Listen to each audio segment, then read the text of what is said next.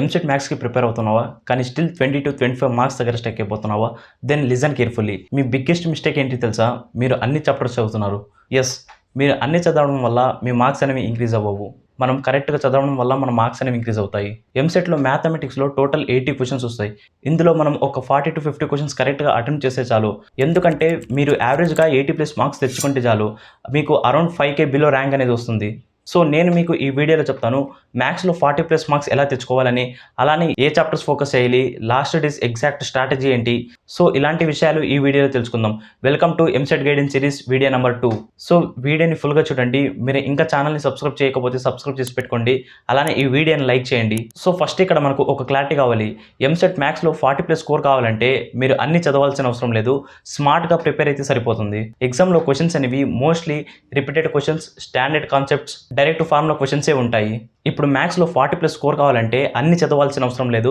ఐవేటెడ్ chapters ఏవైతే ఉంటాయో వాటిని చదివితే సరిపోతుంది. సో ఇప్పుడు మనం ఆ ఐవేటెడ్ చాప్టర్స్ ఏవో తెలుసుకుందాం. ఫస్ట్ ఆల్జిబ్రాలో అయితే theory of equations, mathematical inductions, partial fractions, binomial theorem, matrices and determinants, measures of dispersion. So ఆల్జిబ్రాలో అయితే ఇవి చూసుకోండి, ఇవి చాలా ఈజీగా ఉంటాయి. నెక్స్ట్ ట్రిగ్నోమెట్రీలో నుంచి properties of triangle, hyperbolic functions. So ఇవి చాలా ఈజీ ఉంటాయి. ఇందులో నుంచి 2 or 3 క్వశ్చన్స్ అనేవి వస్తాయి. తర్వాత కోఆర్డినేట్ జామెట్రీలో straight lines, pair of straight lines. So ఇందులో నుంచి మీకు 4 to 5 క్వశ్చన్స్ అనేవి వస్తాయి.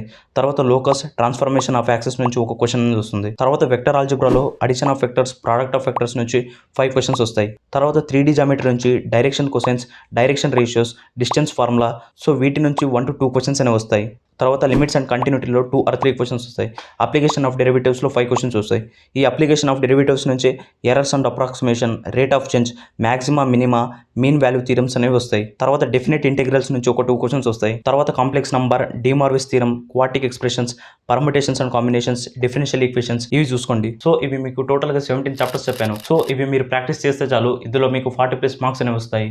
సో ఈ టాపిక్స్ వెళ్తే చాలు మీకు మ్యాథ్స్లో 40+ మార్క్స్ అనేవి పాసిబుల్. కానీ ఇక్కడ ఏంటంటే మీరు ఇవే ఫాలో అవ్వాలని ఏం లేదు. ఫస్ట్ మీకు ఏవైతే ఈజీగా ఉంటాయో ఆ చాప్టర్స్ కూడా సాల్వ్ చేయొచ్చు. బట్ మీకు ఇవి రిఫరెన్స్గా ఉంటాయి. కొంతమందికి కలెక్ట్ చేసుకోవడం రాకపోవచ్చు. మీకు ఇలాంటి వీడియోస్ కోసం వీడియోని లైక్ చేసి సబ్స్క్రైబ్ చేయండి. అలానే ఐ బటన్ ఉంటుంది, ఐ బటన్ క్లిక్ చేయడం వల్ల ఈ వీడియో అనేది ఇంకా చాలా మందికి రికమెండ్ అవ్వచ్చు. ఇప్పుడు ఏ చాప్టర్స్ చదవాలో తెలుసుకున్నాం కదా. ఇప్పుడు మ్యాథ్స్ ప్రిపేర్ అవ్వడంలో ఈ స్టెప్స్ని ఫాలో అవ్వండి. స్టెప్ 1, ఫార్ములా బుక్ క్రియేట్ చేయండి. ఇందులో మీరు ఏవైతే ఫార్ములాస్ రాసుకుని ఉంటారో వాటిని మీరు డైలీ రివైజ్ చేసుకోండి. స్టెప్ 2, ప్రీవియస్ ఇయర్స్ పేపర్స్ని ప్రాక్టీస్ చేయడం. ఒక 5 to 10 ఇయర్స్ పేపర్స్ ఏవైతే PYQs ఉంటాయో వాటిని మీరు సాల్వ్ చేయండి. స్టెప్ 3, టైమర్తో ప్రాక్టీస్ చేయండి.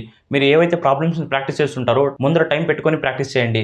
సో అప్పుడు మీకు తెలుస్తుంది ఒక్కొక్క క్వశ్చన్కి మీరు ఎంత టైం ఇస్తున్నారనేసి. Step 4, mistake analysis. సో ఇప్పుడు మీరు ప్రాక్టీస్ చేసేటప్పుడు ఏవైతే మిస్టేక్స్ చేస్తారో ఆ మిస్టేక్స్ని ఐడెంటిఫై చేసుకొని మరి ఆ మిస్టేక్స్ ఇంకోసారి రిపీట్ అవ్వకుండా చూసుకోండి. సో ఇలా చేయడం వల్ల మ్యాథ్స్లో మీకు 40+ మార్క్స్ అనేవి పాసిబుల్. నెక్స్ట్ చాలా మంది స్టూడెంట్స్ చేసే మిస్టేక్ ఏంటంటే ఈచ్ అండ్ ఎవరీ చాప్టర్ చదవడం, థియరీ మీద ఎక్కువ టైం స్పెండ్ చేయడం, ప్రాక్టీస్ చేయకుండా మార్క్ టెస్ట్ని స్కిప్ చేయడం. సో ఇలాంటి మిస్టేక్స్ చేయడం వల్ల మీ మార్క్స్ అనేవి ఇంక్రీజ్ అవ్వవు.